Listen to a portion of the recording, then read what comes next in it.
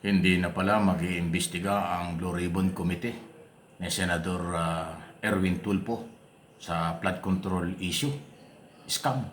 Dahil nagkasundo na daw sila ng ombudsman at sinabi daw po ng ombudsman, Boying Remulla, sila na lang ang mag-iimbestiga tungkol dito. At mukhang meron pong iba na tututukan ang Blue Ribbon Committee. Naku, ano kaya ito? Na everything that has to do with flood Tulfo, control sila na Tulfo, magkahawak Tulfo. kasi ang dami na ring ongoing, tumatakbo na yung mga na-submit ng ICI sa kanila, yung mga congressman, yung mga contractors, tsaka contractors, other government officials, mga kasamahan namin sa Senate and ranking officials, gumugulong na. Magpupulong rin anya ang lahat ng miyembro ng Blue Ribbon Committee para mailapag ni Tulfo ang mga napag-usapan sa closed-door meeting kasama ang ombudsman. Ang Blue Ribbon is for legislation. Hindi ho namin, we're not there, we're not investigating ika nga to prosecute or ika nga. Yung result po, marami na pong na-file ng mga Senate bills because of that flood control hearing ng Blue Ribbon. Yun naman ho talaga ang purpose ng Blue Ribbon, para makita po kung saan yung deficiency ng law na yon, para ika nga hindi na maulit. Matatandaang nakapagbasa na rin ng partial report ang komite sa ilalim ng pamumuno ng dati nitong chairman na si Senator Ping Lacson. May niluluto naman anyang panibagong investigasyon ng Blue Ribbon Committee sa Senado. Pero tumanggi na muna si Tulfo na magbahagi ng mga detalye tungkol dito. Meron pong agency na gobyerno na Magpili lang kahit sa... Broad stroke lang, sir. Kung hindi flood control, ano siya, sir? Kung hindi flood control, ano? Corruption? Mga congressman, ba dito, senador? No. It's affecting almost everybody. Solar power.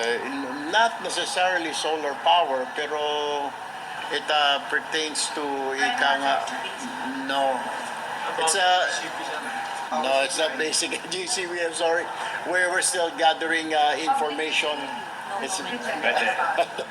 Don't want to make any comment. Ayoko na pangunahan, pero definitely. Pang sikmura na. No, ginagamit po natin lahat every day.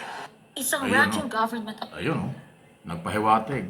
Ginagamit daw natin araw-araw yung isa sa mga priority ngayon ng Blue Ribbon na imbestigahan nila. Kaya tuloy tinatanong siya media, ito ba may kaugnayan sa solar power? Ang tatamaan dyan ay Mag-inang Libiste at Ligarda. Ito ba may kaugnayan sa prime water na naging problema noon? At mga bilyar naman ang may-ari dati pero naibenta na yan. Okay? At iba pa. So may kaugnayan ba sa elektrisidad? May kaugnayan ba ito sa kung ano? Ayaw i-confirm po ni Chairman Senador Erwin Tulfo. Yun po yung inyong napakinggan na nagsasalita. At malinaw na hindi na ho sila mag-iimbestiga sa flood control. At palagay ko, yun naman sinasabi natin. Kung in aid of legislation, yun naman talagang trabaho nila, marami ng proposed bill na dapat nilang na pinag-uusapan. Amendment or bago o pag-abolish ng mga batas. Dahil yun ang trabaho nila. Unang-una, yung nga pong mga pwedeng maging testigo sana na mga malita boys nagkasabit-sabit na. Yung apat bumaligtad na. Yung iba daw ay pwedeng sumunod. Tapos katakot-takot ng kailang mga kaso. Ang pagsisinungaling at saka ho ng anong tawag dito? Cyber libel. Ay mabigat po yan. Kung ganyan po ang mga kaso, paano mo pagkakatiwalaan pa?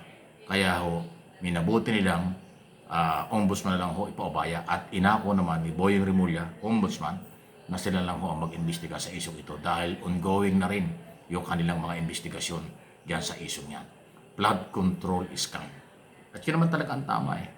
Dahil ang Blue Ribbon Committee naman hindi naman ho direkta nagpapay ng mga kaso yan sa korte.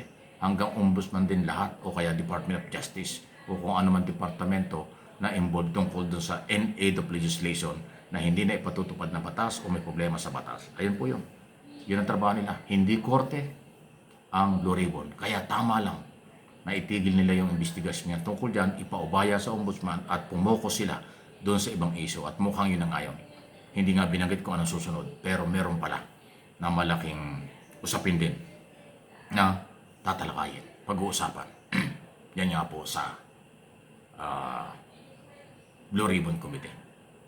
Matapos ma-organize nga nila nitong pagsisimula ng second regular session nitong nakaraang linggo. Good luck!